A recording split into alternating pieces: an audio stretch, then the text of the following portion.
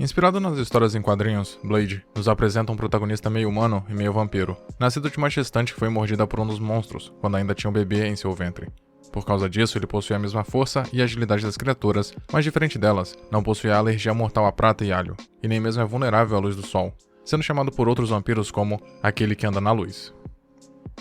Com a ajuda de Abraham Whistler, Blade procura o vampiro que assassinou sua mãe, ao mesmo tempo em que tenta achar uma cura para sua condição.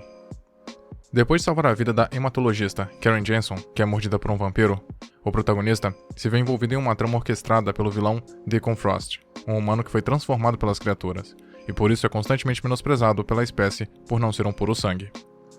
Revoltado, mas indisposto a abrir mão de suas habilidades, Deacon deseja tornar os vampiros a raça predominante e, através de um ritual, pretende se tornar o deus dos vampiros, para que assim toda a humanidade seja dizimada e o reino das criaturas ascenda, sem a necessidade de se esconderem mais nas sombras.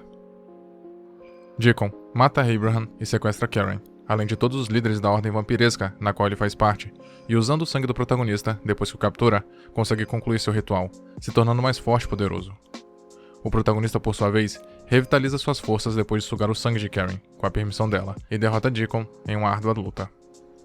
O filme termina com Karen prometendo encontrar uma cura para a condição que eles possuem, e se encerrando em uma luta que abriria a brecha para a futura continuação do filme. Embora possa ser visto como datado em alguns aspectos técnicos, Blade, o caçador de vampiros, ainda é, sem dúvidas, uma ótima escolha de entretenimento, não apenas pelas lutas bem coreografadas e regadas a sangue, como também pela interpretação icônica de Wesley Snipes, que até hoje é lembrada com nostalgia pelos fãs do personagem. Fora isso, a abordagem do mundo vampiresco é apresentada de forma simples, mas eficiente, o que ajuda a história a ser acessível pelo grande público. Há referências, mesmo que sutis, sobre grupos que precisam viver nas sombras e que, menosprezados, lutam para achar algum espaço na sociedade e, sem muitas opções, preferem usar os métodos mais violentos e radicais possíveis, como no caso do vilão Deacon e seus seguidores. Inclusive, o filme ainda mostra como o preconceito pode vir do próprio grupo em um dos casos, já que o antagonista é constantemente menosprezado por aqueles que deveriam lhe acolher. Mesmo que essa abordagem já tenha sido mostrada em outras obras, como por exemplo o anime Tokyo Ghoul, colocar criaturas mitológicas no cotidiano humano, tendo que sobreviver da maneira que podem, é sempre interessante e bem-vinda de ser assistida, além de trazer interessantes reflexões sobre como seria se tivéssemos que lidar com monstros, sugadores de sangue, que conseguem se camuflar entre nós. Coexistir com criaturas que enxergam pessoas comuns como nada mais do que recursos para a sobrevivência expõe um pouco da própria hipocrisia humana, que também trata outras espécies da mesma forma, e até mesmo sente orgulho disso, mas provavelmente se sentiria ofendida e desrespeitada caso outra espécie superior fizesse o mesmo.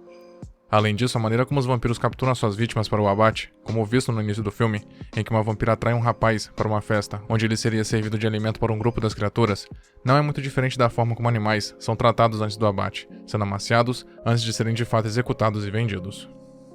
O filme mostra os vampiros como agentes perigosos e sedutores, algo que não é gratuito na obra, já que serve para mostrar justamente como os humanos, ao mesmo tempo em que se sentem enojados pelas criaturas, também não resistem aos seus encantos e charmes, e mesmo que não percebam, fornecem a sua carne para eles quase que livremente, ao se deixarem ser seduzidos. A ingenuidade dos humanos acaba por dar coerência às motivações do vilão Deacon Frost, pois mesmo que seja controverso, visto que seu desejo é acabar com a raça da qual ele se alimenta, é compreensível que ele se sinta injustiçado por ter que dividir o mundo com pessoas que o menosprezam, tanto do lado dos humanos como também dos vampiros. Sua insatisfação, inclusive, é ainda mais lógica quando vemos que até mesmo, dentro do sistema policial, existem agentes corruptos, que anseiam por ter os mesmos poderes dos vampiros. Ainda assim, as ações do personagem são inegavelmente condenáveis, pois mesmo que inicialmente use a sua necessidade de ser ouvido e notado como desculpa para seus atos, não demora muito para vermos que o que ele de fato deseja é ter mais poder do que todos, e ao fim do longa, sua verdadeira faceta gananciosa fica totalmente nítida. Mesmo que o personagem não tenha tanto aprofundamento como deveria, podemos tirar dele uma luta parecida com a do protagonista, já que de certa forma, ambos possuem as mesmas problemáticas de aceitação. Enquanto Blade não quer mais ser um meio humano e meio vampiro, e tenta arranjar uma cura para sua situação, o estilo de vida solitário dele o levou a ser alguém que, mesmo não se comportando como um monstro, também não apresenta traços que o façam um humano, visto que além de pouca expressividade, há poucos momentos em que ele demonstra verdadeira empatia pelas pessoas, algo que é de certa forma resgatado quando ele se preocupa em ajudar Karen.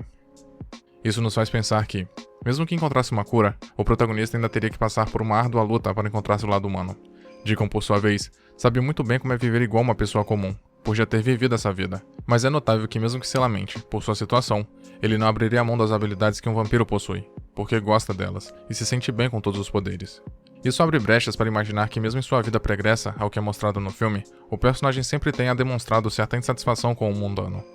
Dessa forma, percebemos que tanto Blade quanto Deacon são pessoas em negação com suas verdadeiras naturezas, e mesmo que seus destinos ao fim do longa sejam diferentes, as motivações e justificativas dos personagens não são tão divergentes assim.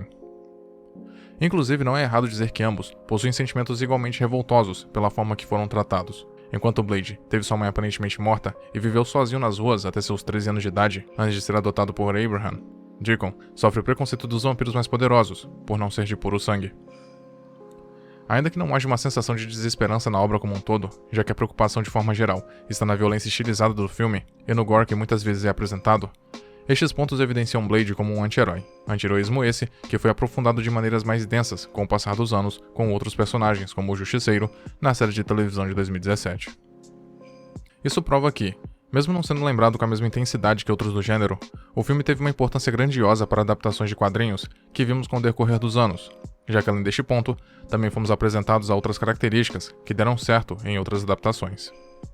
Uma delas é a violência gráfica nas cenas de combate, que foi perfeitamente explorada em filmes de sucesso como Deadpool e Logan. Mas o mais importante é a representatividade da obra, já que tínhamos um ator negro interpretando o protagonista, em uma adaptação cinematográfica de alto nível, algo que foi precursor para outras obras do gênero que se preocuparam com essa representatividade, sendo o exemplo mais atual e emblemático Pantera Negra de 2018.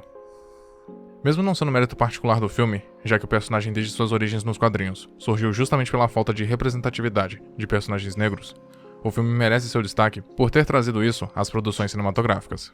Ainda que não possa ser chamado de revolucionário ou inovador, o filme foi feliz em trazer aspectos para esse gênero que viriam a ser explorados com mais convicção em outras obras, algo que é ainda mais elogiável quando lembramos que nesta época nem sequer era imaginada a ideia de criar um universo compartilhado com personagens de quadrinhos.